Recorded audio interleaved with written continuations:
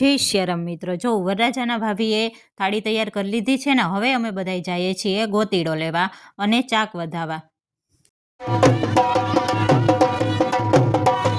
જો અમે પહોંચી ગયા છીએ ચાક વધાવાના. મારા હિના દીદી તો ખુશાલ ને હસતા અને ભગવાન એને હસતા જ રાખે કાયમી માટે. જો મસ્ત મજાનો ચાક વધાવે છે. અરે અમારા લેડીઝના લગ્ન ગીત પણ ચાલુ જ છે. બહુ મસ્ત ગીત ગાય છે બધાય. અને એના જેઠાણી છે એને પણ ચાક વધાવી લીધું. આમાં પણ એવું હોય કે 4 બહેનો વધાવે. જો મોટા ભાભીએ ગોતીડો લઈ લીધો છે અને જો આ કંઈક વિધિ કરવાની હોય, અમારે તો ન હોય પણ અહીં મને જોવા મળી. બહુ મસ્ત વિધિ કરી અને પછી વરરાજા પાસેથી પૈસા લઈએ. લાટકા ભાભી આજે તો એના ભાભી માન્યા નહીં કે 1000 ને 1 આપશો ને તો જ હું હોય કે ગોતીડો ઉતારીશ. પછી અમારા વરરાજાએ ભાભીને મનાવીને ગોતીડો ફાઇનલી ઉતારી લીધો ને પછી ગણેશ સ્થાપના પાસે રાખી દીધો. પછી જો માંડવામાં જેટલા આવ્યા હતા એ લોકોને બધાને આ ગિફ્ટ આપીએ એટલે મને પણ આ હિના દીદીએ મસ્ત મજાની ગિફ્ટ આપી દીધી છે.